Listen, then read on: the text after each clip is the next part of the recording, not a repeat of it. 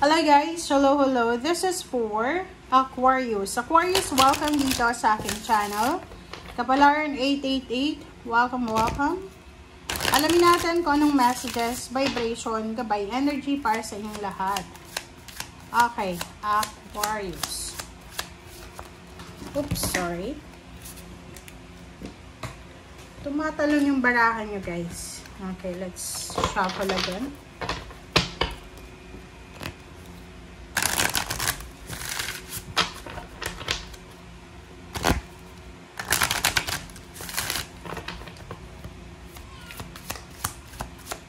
Aquarius.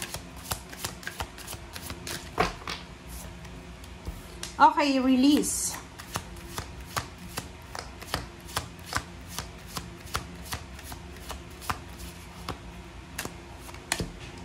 And perception. Okay. Ang baraha mo na to, Aquarius, kung makikita mo, this is parang mayroong magta-transform sa buhay mo. Magbabago yung perception mo sa buhay. Maraming magbabago, maraming magsisimula, or maraming kailangan magsimula. Makakatanggap ka ng balita. It's either this is a bad news or good news, pero meron kang kapamilya na posibleng sumakabilang buhay na. Or pwedeng meron kang kamag-anak, or pwedeng meron someone na close sa'yo, na posibleng meron siyang pinagdadaanan na hindi maganda, physical, mental, emotional, financial, na kailangan mong tanggapin, kailangan mong i-release, parang ganun. Please comment down below if you resonated dito. This week, pwedeng about sa job, pwedeng makatanggap ka, you're expecting for promotion, salary increase, or expecting for a bonus, and then pwedeng ma-delay siya, or pwedeng hindi natuloy. Okay. Meron talaga ditong magbabago sa'yo. Or kumbaga, merong changes. May magta-transform. Meron naman talagang nagbabago sa buhay natin na minsan, nahirapan tayong tanggapin. Nahirapan tayong i-release yung old. And tanggapin yung kung ano yung magbabago.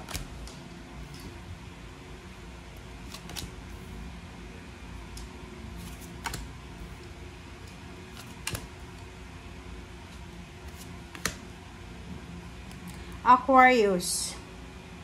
Yan talaga. Makakatanggap ka ng balita. King of Swords, this is about direction. Like, halimbawa, tungkol ito sa plano mo. Halimbawa, ano ka ngayon, may kalibin partner ka, hindi ka pa kasal. Wala ka pang baby, wala ka pang anak. Dito sa barahang to, yung balitang matatanggap mo, or information, ay posibleng maapektuhan yung relationship mo. It's either maapektuhan yung relationship mo sa family mo, sa loved ones mo, sa boyfriend, girlfriend, sa kalibin, or sa boss, or sa trabaho. Basta mayroon ditong desisyon na parang nasa crossroad ka. Kailangan mo bang gawin siya? Kailangan mo bang sundin ito? Kailangan mo bang i-give up yan para makuha si ganito? And ganyan, parang ganun. Emotion, future. Sinasabi ng baraha sa'yo na posible talagang nasa crossroad ka ngayon eh. Mahihirapan kang magdesisyon sa gitna ng relationship, like sa love life, and then sa pangarap mo sa sarili mo financially. Kasi yung mga Aquarius, marami silang minamanifest na financial success. Kung ikaw ay isang babae na may asawa ka na, may anak ka na, tapos nasa bahay ka lang. Dati kang nagtatrabaho, pero nasa bahay ka ngayon, nag-aalaga ng anak. Biglang magbabago yung lahat. Merong magbabago. Like, magbabago yung lahat na pagkagising mo sa umaga, biglang nagkaroon ka ng mindset na, bakit ako nasa bahay lang? Pwede naman akong magtrabaho ulit. Parang ganun. So, sa baraha mong ito, sinasabi dito na magpo-focus ka ngayon para sa future mo. Kasi itong Knave of Cups na to, lalo kung single ka, mas lalo mo siguro ngayong taon, especially 2026, ngayon mismo, simula ngayon, mas lalo kang magpo-focus sa career mo kaysa sa relationship. Kasi naniniwala ka na yung pag-ibig na andyan lang yan.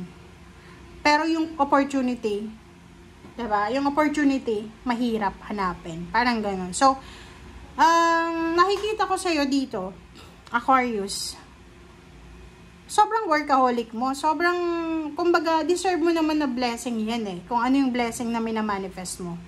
Kaso lang, ang dami mong obligations. Baka may anak ka na, nahahati yung oras mo sa trabaho and then sa anak mo. Or pwedeng marami kang bills, marami kang utang na binabayaran. Na pwedeng yun yung rason kung bakit nagkakaproblema ka sa asawa mo, sa boyfriend, girlfriend, naapektuhan yung relationship because of money. Kasi nasa crossroad ka ngayon, please comment down below. Aquarius. Hirap ka na mag-isip. Relationship and money to eh. And yung direction mo, parang nahihirapan ka. Saan ba yung direction na tatahakin mo? Kaloka ka.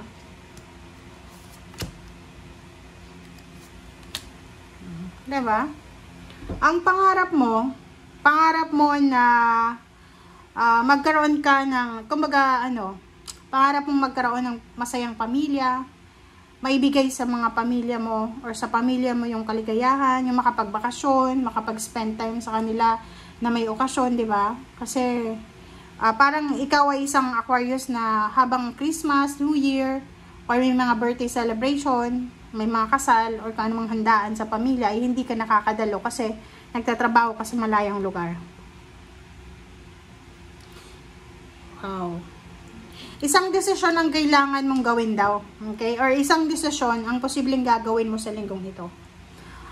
It's either doon sa mga nagli-live-in lang na Aquarius or boyfriend, girlfriend. Possible na, yun na nga, possible na may isang kasal na magaganap ngayong December. Or maybe October next year.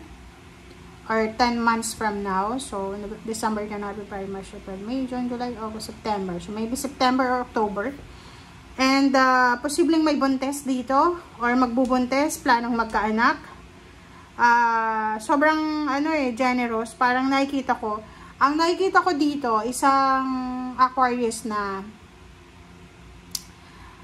nakikita mo yung kapamilya mo na sobrang mayaman siguro sila, financially stable, and napoprovide nila yung mga needs and wants ng family nila, ng kamag-anak mo.